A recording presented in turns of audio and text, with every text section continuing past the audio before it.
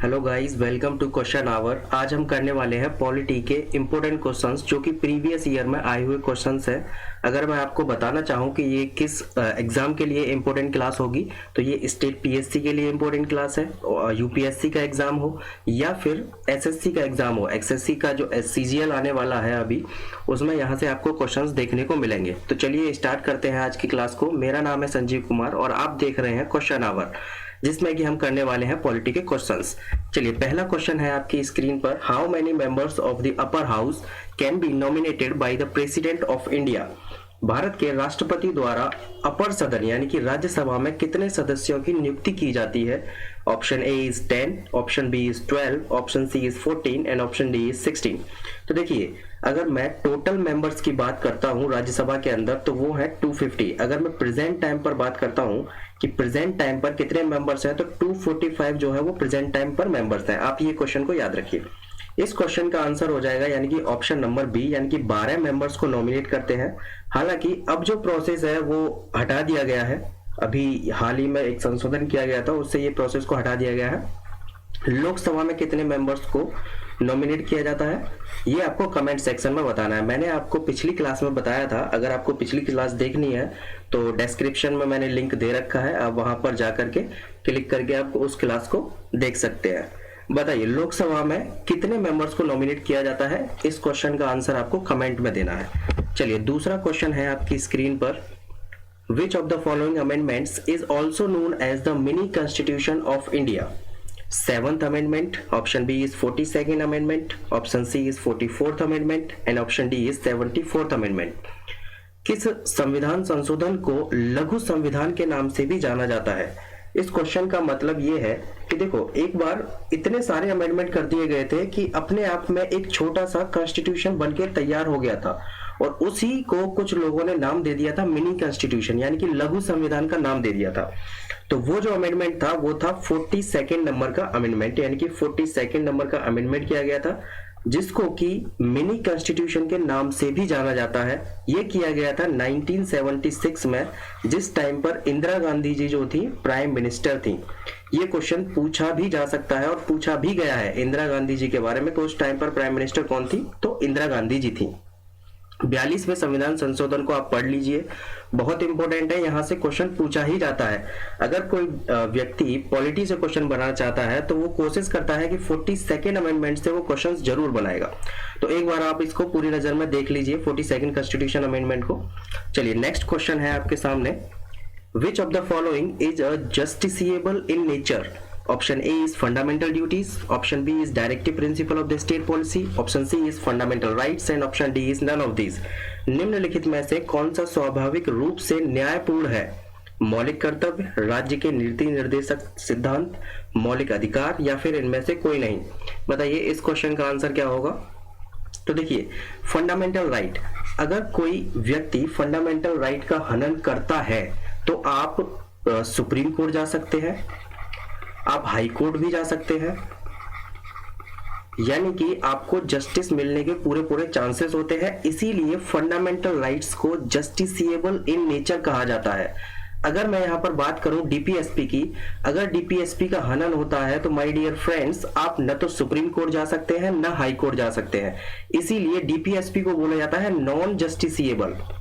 हो सकता है इसमें ये क्वेश्चन डाला गया हो इस वाले लेक्चर में, बट मैंने आपको बता दिया है कि जो डीपीएसपी है वो नॉन जस्टिसिएबल बोले जाते हैं। अगर मैं डीपीएसपी की बात करता हूं, आर्टिकल नंबर 36 से लेकर के आर्टिकल नंबर 51, ये जो है डीपीएसपी है। इसके बारे में एक और फेमस क्वेश्चन पूछा जाता है पार्ट के बारे में। तो पार्ट नंबर जो है वो है 4th। कहां से लिया गया है? आयरलैंड के कॉन्स्टिट्यूशन से लिया गया है। ये बहुत इंपॉर्टेंट क्वेश्चन है। अगर मैं बात करता हूं फंडामेंटल ड्यूटीज की, तो आपने पढ़ा होगा कि कितनी फंडामेंटल ड्यूटीज है, यानी कि मौलिक अधिकार। देखिए, आप कंफ्यूज हो रहे होंगे, एक होता है फंडामेंटल ड्यूटीज और एक होता है फंडामेंटल राइट। क्या होता है फंडामेंटल ड्यूटीज और क्या होता है फंडामेंटल राइट? देखिए, फंडामेंटल ड्यूटीज का मतलब होता है कर्तव्य और फंडामेंटल राइट का मतलब होता है कि मेरा अधिकार। देखिए, फंडामेंटल राइट्स जो होते हैं वो जस्टिसिएबल होते हैं, यानी कि फंडामेंटल राइट वो राइट होते हैं अगर बच्चे के जन्म से लेकर के मृत्यु तक उसके जो अधिकार होते हैं वो फंडामेंटल राइट होते हैं, यानी कि उसके मौलिक अधिकार होते हैं, उसको उससे कोई छीन नहीं सकता है। वहीं पर अगर मैं बात करता हूं फंडामेंटल ड्यूटीज के बारे में, तो फंडामेंटल ड्यूटीज जो होती हैं वो होती हैं कर्तव्य, यानी कि तुम्हें तुम्हारे अधिकार तो पता है लेकिन उसके कर्तव्य भी पता होना चाहिए। 11 फंडामेंटल ड्यूटीज है, आप सबको याद रखिए, इंपॉर्टेंट है, क्वेश्चन पूछ लिया जाता है यहाँ से, इसलिए आप इसको याद रखिए। मैं बात कर रहा था फंडामेंटल राइट की, तो देखिए कितने फंडामेंटल राइट है आपको पता होना चाहिए। एक मैं आपको ट्रिक बता देता हूँ, 5 4 2 4 2 1, यानी कि पहले में 5 है, दूसरे में 4 है, फिर 2 है, फिर 4 है, फिर 2 है, फिर 1 है। कहां से स्टार्ट हुआ है भैया, ये भी आप याद रखिए, 14 से 18 तक तो 5 ये फंडामेंटल राइट है। यहां पर अगर मैं बात करता हूं तो अब देखो 19 20 21 22, आप इस हिसाब से लगा के चलना, जैसे जैसे मैंने लिखा है आप इसको याद रखिए, इंपॉर्टेंट है। चलिए नेक्स्ट क्वेश्चन है, क्वेश्चन नंबर 4, इसका आंसर बताइए क्या होगा। देखिए, which of the following right has been removed from the fundamental rights and converted to a simple legal right? Option A is right to life and personal liberty, option B is right to property, and option C is right to education, and option D is right to freedom of religion. तो देखिए इस question का answer हो जाएगा, यानी कि option number B, article number 19(1)(f) ये हटाया गया था और आर्टिकल नंबर 31 हटाया गया था। कहां पर डाल दिया गया था इनको, 300A में डाल दिया गया था। ठीक है, ये दोनों आर्टिकल्स को हटा करके 300A में डाल दिया गया था। पहले ये जो दोनों आर्टिकल थे तो ये फंडामेंटल राइट के अंदर आया करते थे, तो ये प्रॉपर्टी का जो अधिकार था वो फंडामेंटल राइट था, लेकिन बाद में इसको हटा करके 300A में डाल दिया गया और इसको लीगल राइट बना दिया गया। इंपॉर्टेंट क्वेश्चन है, पूछा जाता क्वेश्चन है। चलिए नेक्स्ट क्वेश्चन है, question number 5, Which of the following does not come under the fundamental duty? देखिए मैंने आपको अभी बताया था कि फंडामेंटल ड्यूटीज आप याद कर लीजिए, कोई ज्यादा फंडामेंटल ड्यूटीज नहीं है, ओनली 11 फंडामेंटल ड्यूटीज है। एक फेमस क्वेश्चन पूछा जाता है, क्या फंडामेंटल ड्यूटीज जब कॉन्स्टिट्यूशन बनके तैयार हुआ था उस टाइम पर कॉन्स्टिट्यूशन में थी या नहीं? आपको आंसर लगाना है नो, यानी कि फंडामेंटल ड्यूटीज को जो है जोड़ा गया था। और कब से जोड़ा गया था ये भी आप याद रखिए, 42 नंबर का कॉन्स्टिट्यूशन अमेंडमेंट किया गया था, उसमें इनको जोड़ा गया था। कितनी फंडामेंटल ड्यूटीज को जोड़ा गया था भैया? 11 फंडामेंटल ड्यूटीज को जोड़ा गया था। 10 फंडामेंटल ड्यूटीज, 11 नहीं होगा, सॉरी यहाँ पर 10 होगा, 10 फंडामेंटल ड्यूटीज को जोड़ा गया था, बट मैंने आपको बताया है 11 फंडामेंटल ड्यूटीज है।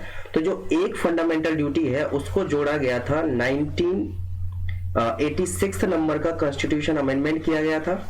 कब किया गया था? 2002 में अटल बिहारी वाजपेयी जी के टाइम पर, और उसको उसमें डाला गया था, यानी कि फंडामेंटल ड्यूटी में। अगर मैं आर्टिकल के बारे में बात करता हूं तो आर्टिकल नंबर 51A में फंडामेंटल ड्यूटीज हैं, 11 फंडामेंटल ड्यूटीज लिखी हैं। ऑप्शन पढ़ लेते हैं, to safeguard a public property, यानी कि सार्वजनिक संपत्ति की सुरक्षा करना, क्या ये एक फंडामेंटल ड्यूटीज है? बिल्कुल है, ये एक फंडामेंटल ड्यूटी है। Option B is to protect and improve the natural environment, यानी कि प्राकृतिक पर्यावरण का संरक्षण तथा उसमें सुधार करना, ये भी एक फंडामेंटल ड्यूटी है।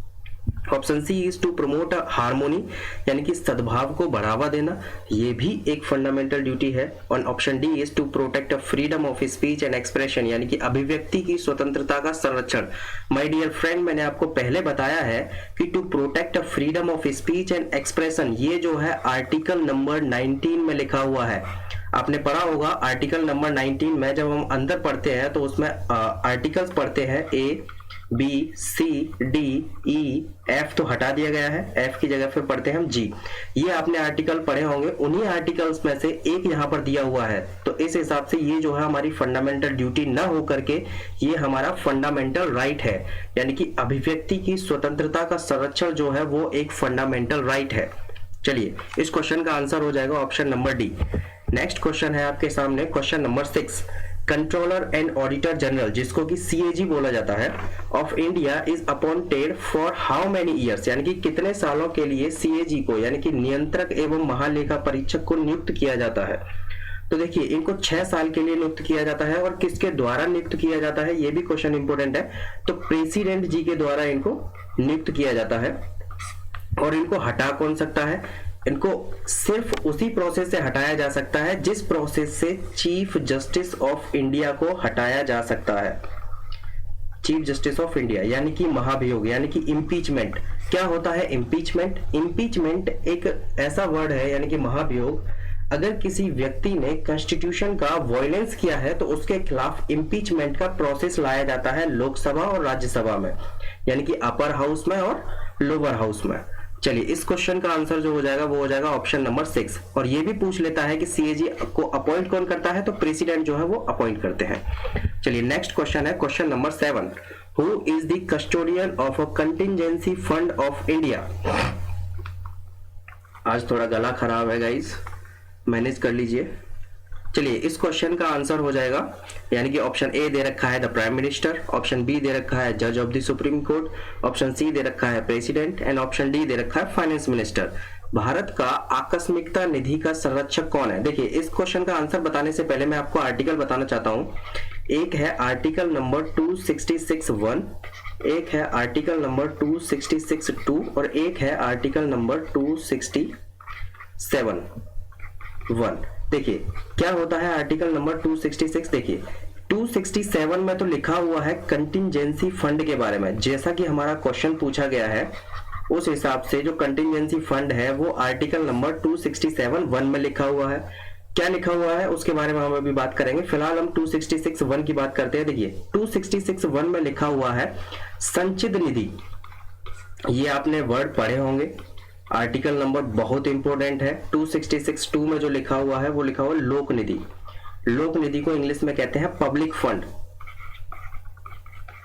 पब्लिक फंड, कंटिजेंसी फंड, और इसको कहते हैं कंसोलिडेटेड फंड।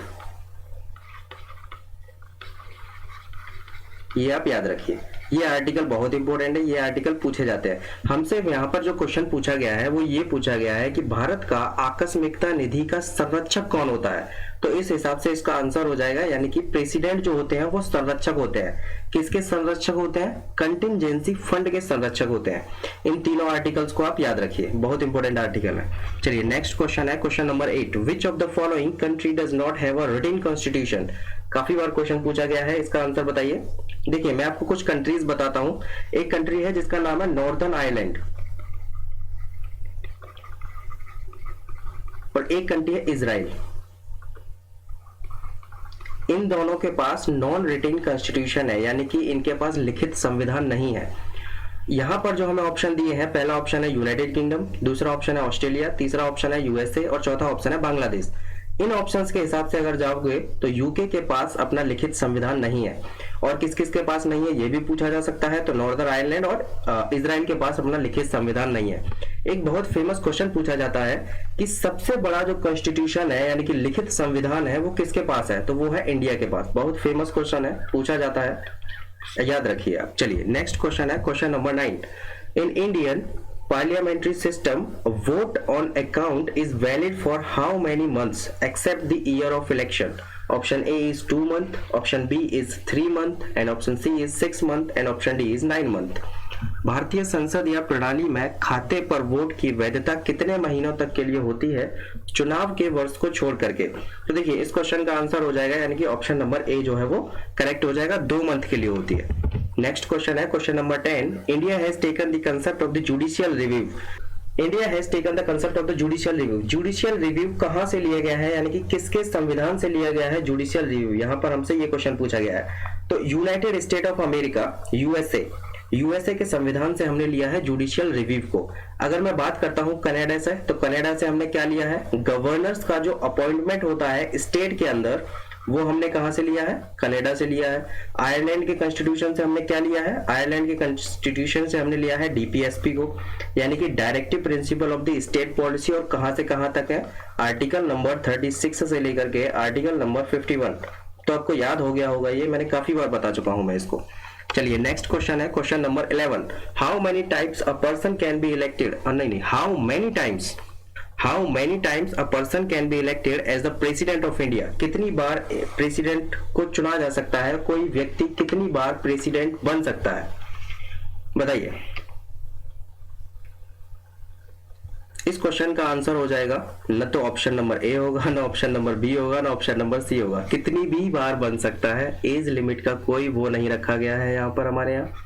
आर्टिकल नंबर 57 में साफ साफ लिखा है कि कोई व्यक्ति है वो कितनी भी बार प्रेसिडेंट बन सकता है, कोई लिमिट नहीं है उसके ऊपर और ना ही कोई एज रेस्ट्रिक्शंस लिखी हुई हैं। लेकिन एक बात याद रखना, 35 साल का जरूर होना चाहिए, यानी कि मिनिमम एज का प्रावधान है लेकिन मैक्सिमम एज का प्रावधान नहीं है माय डियर फ्रेंड। ये यहाँ पर देखने को मिलता है, एक अलग ही कंसेप्ट चलता है।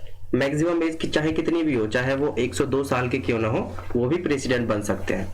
चलिए नेक्स्ट क्वेश्चन है, question number 12। Which of the following provision needs a special majority in a parliament? Option A is change in the fundamental rights. Option B is a creation of a new state. Option C is the abolition of a legislative councils in the state. And option D is the rules and procedures in a parliament.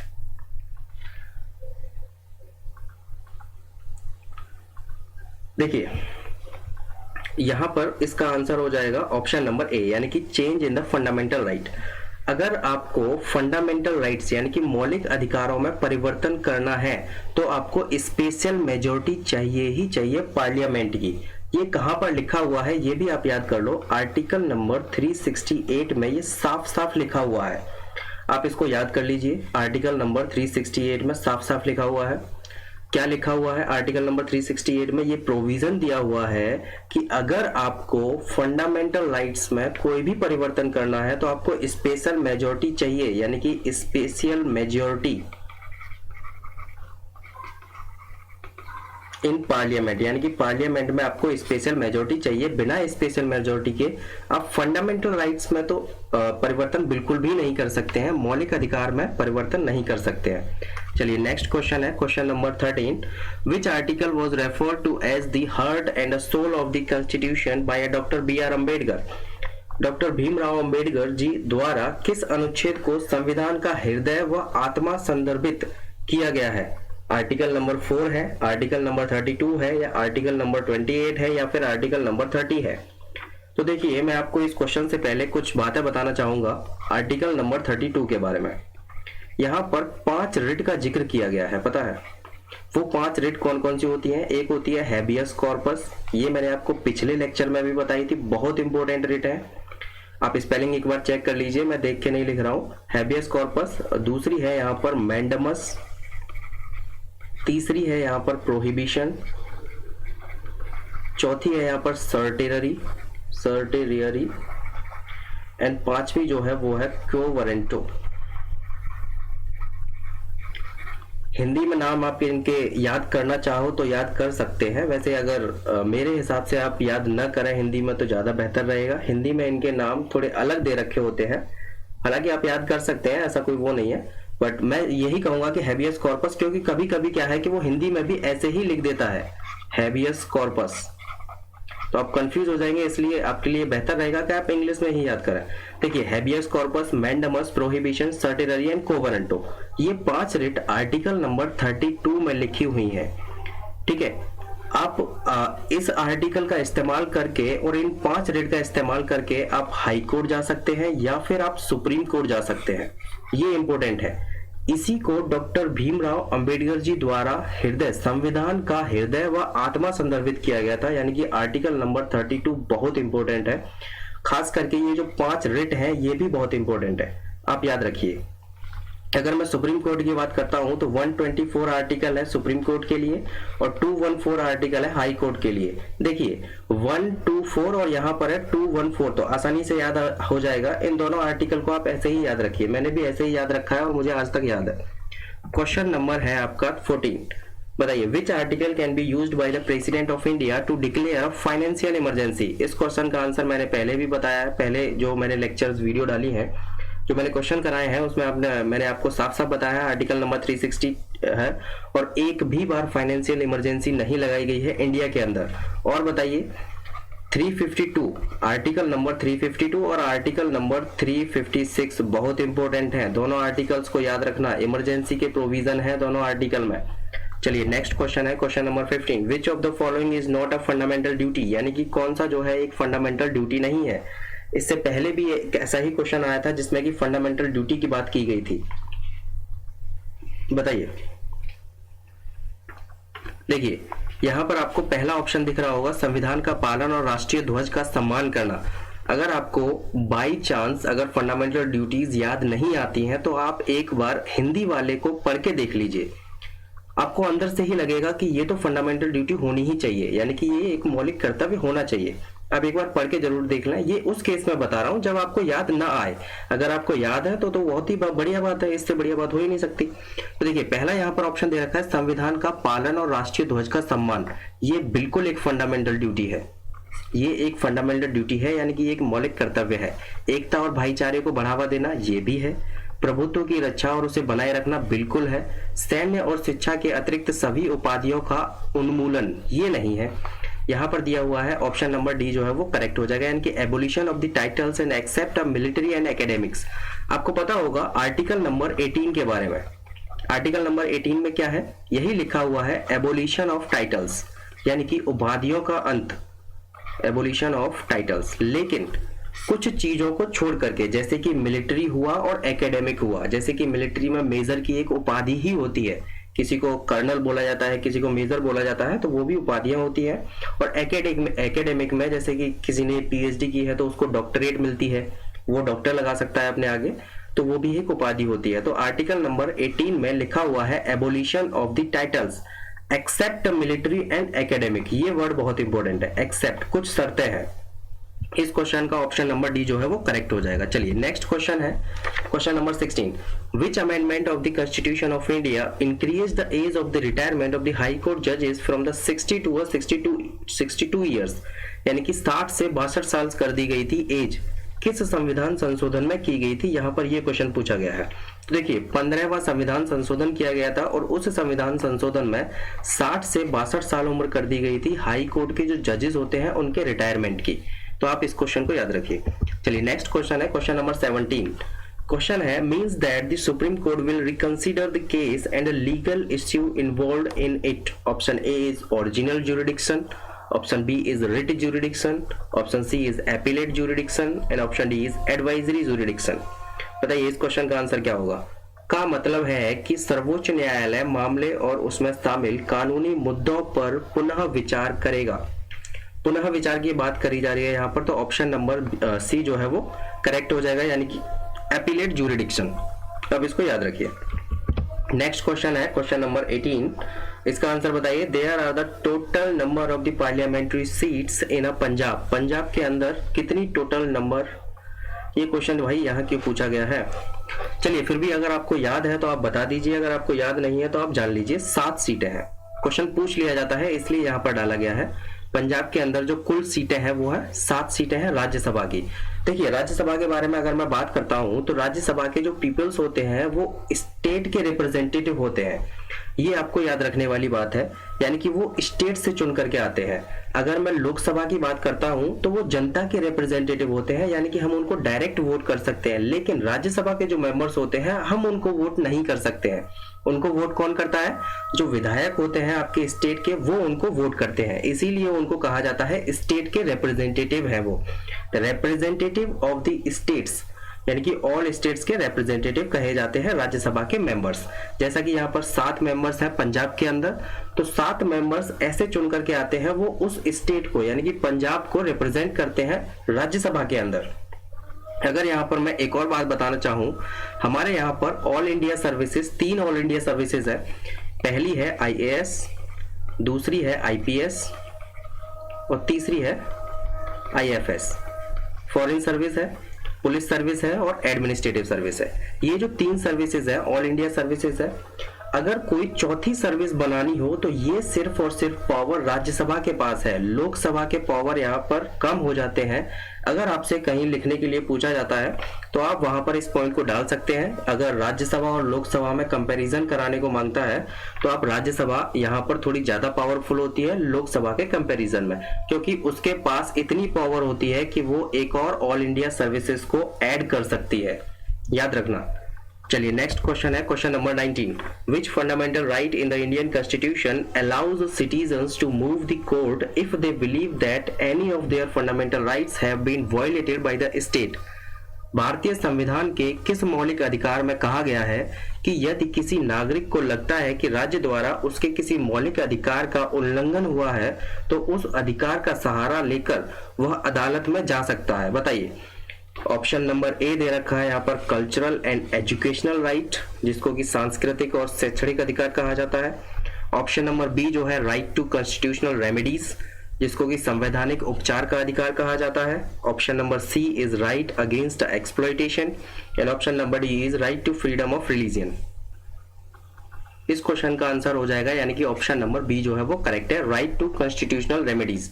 Article number 32 बहुत important है, इसको आप याद कर लीजिए। 5 rate मैंने आपको बताई हैं, habeas corpus, mandamus, prohibition, certiorari and कोवेरेंटो।